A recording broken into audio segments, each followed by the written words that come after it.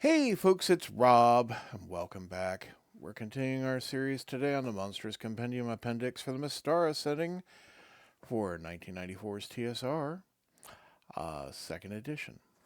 Uh, now, we're on page 120. This is part 45, would you believe? Now, we're going to, I believe I'm just going to do two monsters today, and then the next episode will definitely finish it off, I'm afraid. So we'll be wrapping up soon. Remember, if you like my content, subscription goes a long way to making sure that you're reminded of when I post new videos. But I do so routinely every Sunday, my time, morning. Um, now, I also occasionally put out little bonus videos. You might want to watch out for that. I had one just this last week.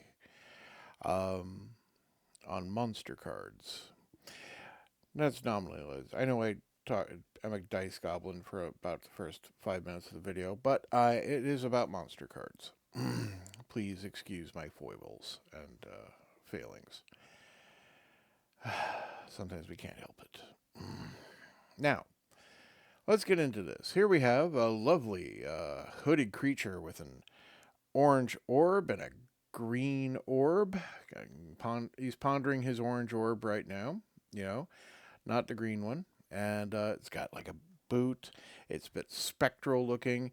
In fact, he's a bit more faded here than he is in my hand, but that's okay because it actually plays up the whole spectral nature of the creature. He's got like a skull face in there. It's just the thing for Halloween, isn't he? Which is only 6 weeks away at the time of my recording. What is this? Why, it's a weird. Yes, weird creatures. That's right. It comes in lesser or greater forms. So, climate/terrain, forest or ruins in both cases. The lesser is rare, while the greater is very rare. They are solitary in both cases. They are active at night. They have no diet. The lesser is intelligent at low, 5 to 7, while the greater is intelligent at average, 8 to 10. Treasure type B in both cases. They are always chaotic evil, apparently. A number appearing 1d6 for the lesser, while the greater you might see 1 or 2. Flip that coin. Armor class 4 for a lesser, while a greater is armor class 0. Movement for the lesser is 12, just ground, but the greater has movement 12, but also flies at 24, twice the speed, with a B maneuverability. So it actually, it can get around.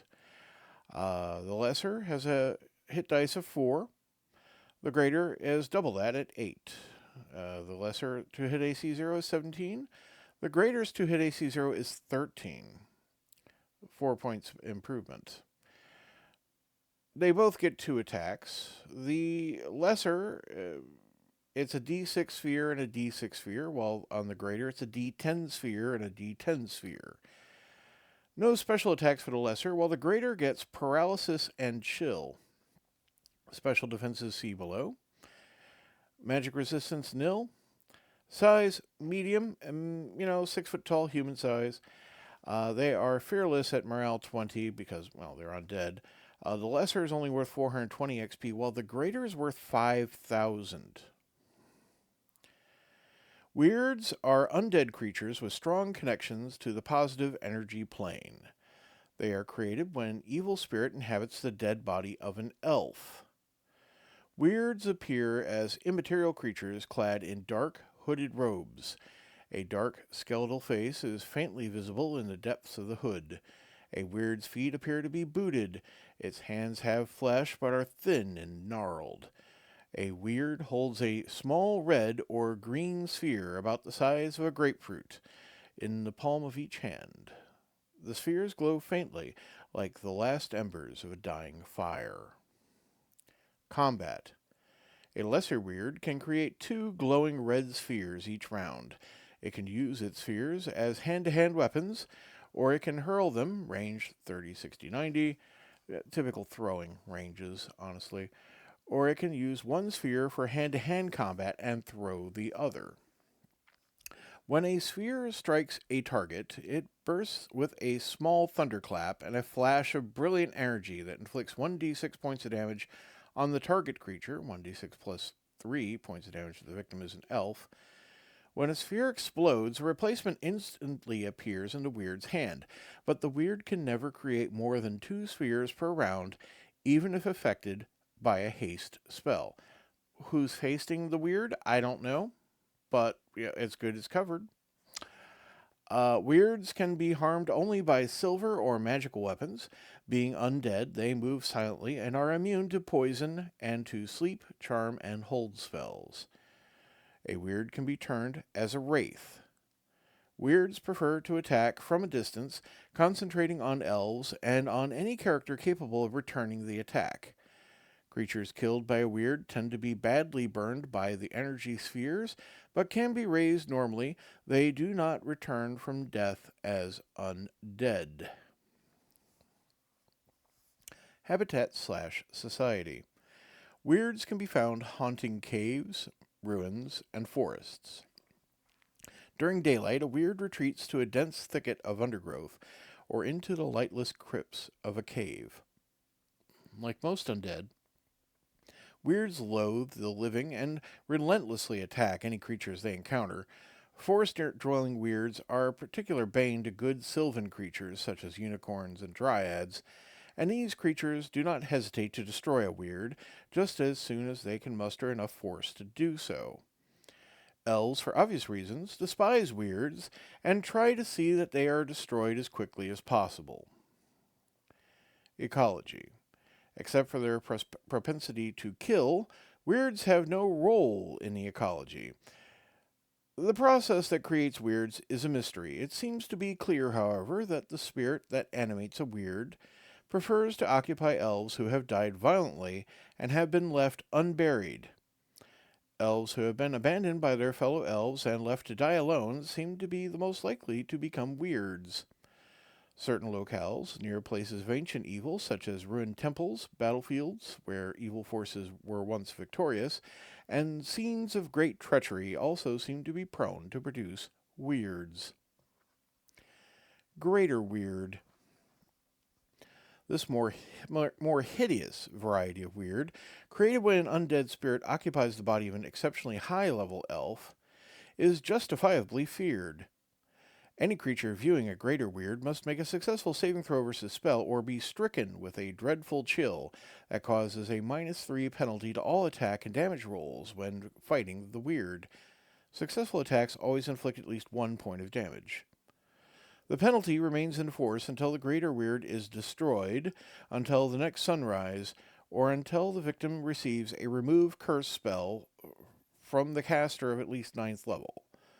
The victim, however, is still vulnerable and must roll another saving throw if the greater Wyrd appears again, whereas those who make successful saving throws when first confronting the Wyrd are immune to the effect until the next sunset. So, only for that day.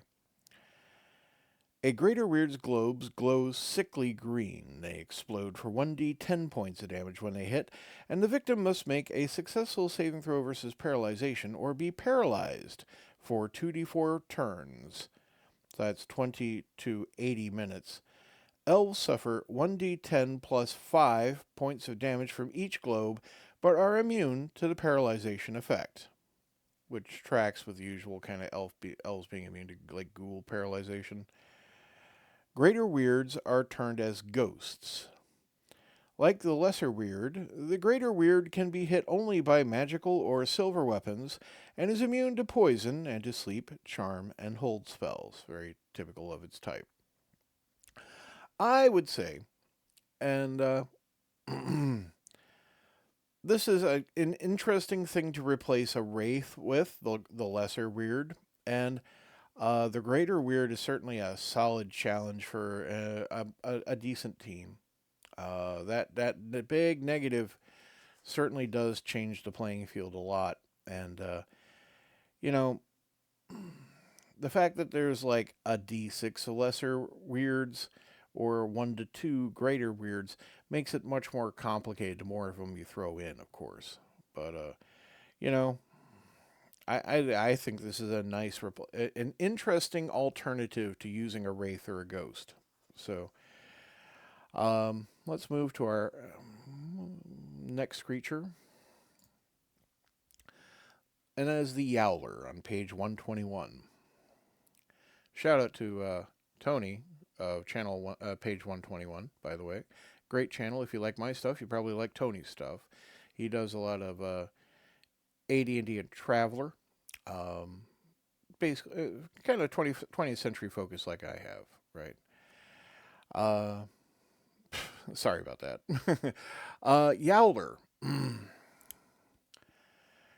Climate, terrain, any land. Frequency, very rare. Organization, solitary or pack. Activity cycle, night. Diet, carnivore. Intelligence, semi, 2 to 4. Treasure, nil. Alignment, chaotic evil. Number appearing, 2d4. So, 2 to 8. Armor class, 0. Movement is 15 on the ground, which is generally faster than most of your party members. Flying, 27, but maneuverability C. So it can't turn on a dime, but it flies fairly quickly. Hit dice, 3 plus 3, so you'd roll 3d8 and add 3 to the total. Thaco, 17. Number of attacks, 1, which is a 2d4 bite. Special attack is baying. You've heard dogs bay and howl in media, I'm certain, if not in real life. Special defenses, hit only by silver or magical weapons for minimal damage. Magic resistance, nil. Size medium, 4 foot long. A good sized dog. Large. Morale fanatic at 18. XP value, 1,400. Which is actually quite a bit for a 3 hit die creature. So it must have some interesting effects in here. Now, what we have pictured is, well, it's a dog, right? I'd say it's a dog. It's a Yowler. Dogs, it could be, cats do yowl, but I mean, the features of the head are much more canine than I'd say feline. Even though it is spotted, much like a cheetah, in its lower portion, as you can see. It is a bit more faded than what I have in my hand. It is much paler down here at the bottom. But you generally get the impression, although, I mean, a little darker over here too. The mouth is redder. It's got like a baboon face, right? It's got like this yellow around the eyes, but I guess it's kind of because it's got this red mouth, right? So it's got the pointed Doberman ears, and it's got like a thick tail, it's an interesting design. It's good for an evil dog thing, right? But it's certainly not a natural dog thing, is it? So, Yowlers look like huge, well-muscled hounds. Fair enough. Their short fur is as dull and black as chimney soot. Although a Yowler's overall appearance is canine, its expression can be decidedly human, and its wrinkled ears can easily be mistaken for stubby horns. A Yowler's eyes glow an infernal red, its teeth are yellow, and well designed for tearing flesh from unfortunate victims. Well, if you've watched The Omen, maybe. If you haven't, go ahead and check that out this Halloween season. I like it. And in there, Damien has some dogs. But they're not as, blatantly evil as this. Combat. A Yowler's baying is a horrible sound, clearly audible at distances of up to a mile, and carrying considerably farther under the right conditions. Creatures within 90 feet of a baying Yowler must make a successful saving throw versus spell, or flee in panic until they can no longer hear the sound. As concerning being heard for a mile, that's quite a bit of fleeing.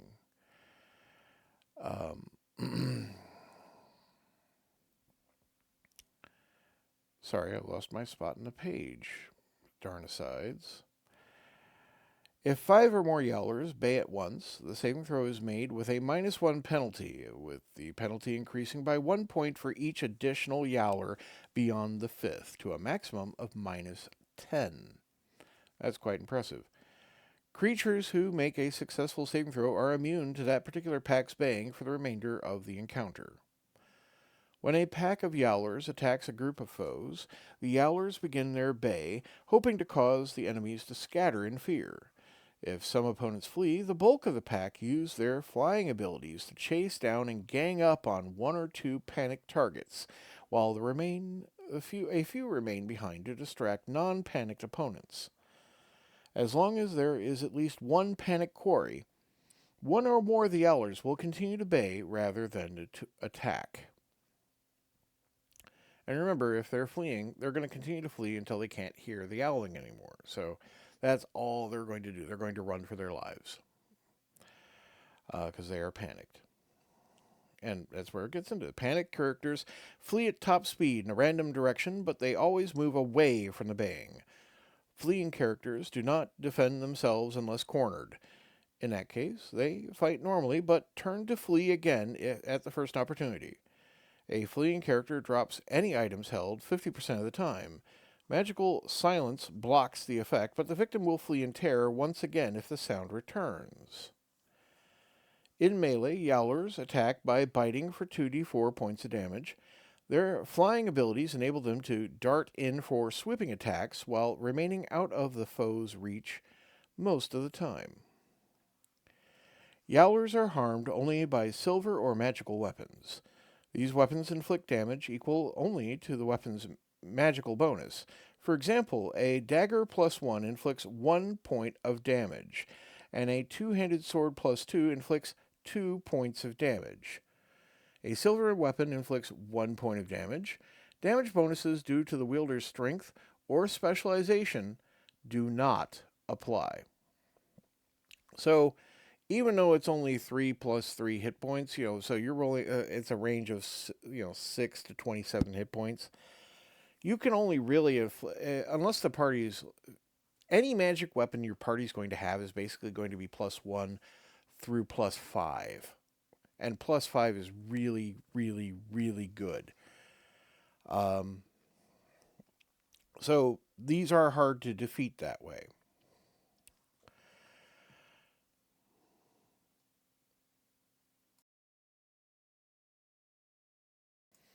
Now,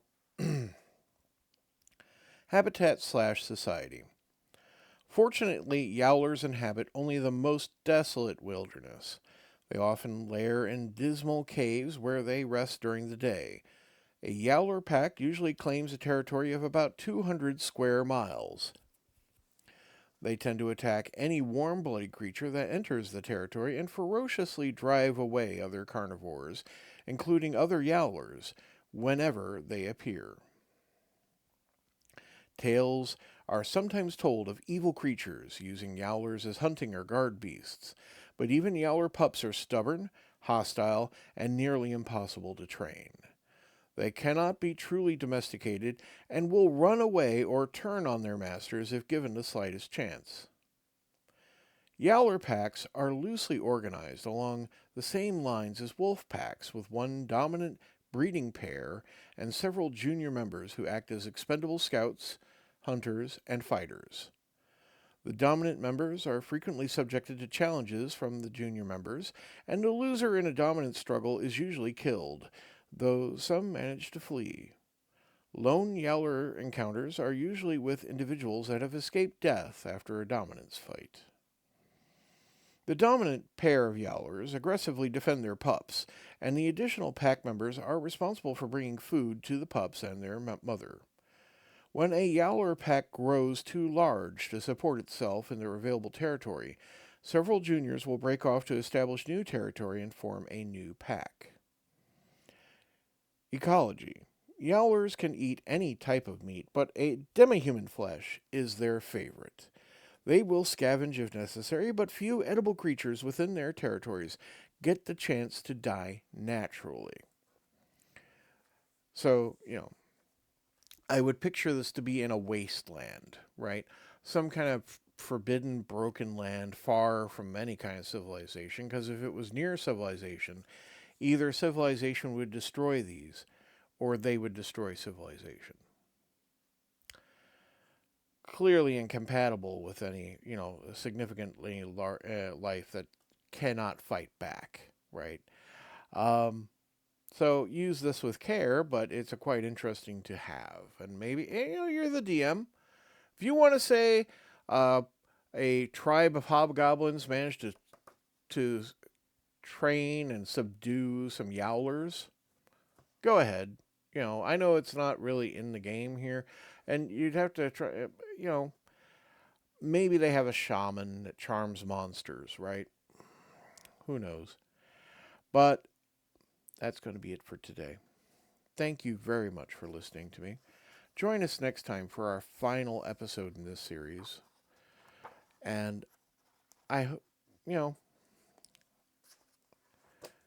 keep going. It's all we can do. I know times are hard sometimes. Sorry to be this way, but I just feel like I've been in parts of my time in my life where someone, if someone saying something to me is why I'm here, to put it frankly. So you would be missed, and we need to keep going to make the world happen. So thank you for your time. Have a great day. Goodbye.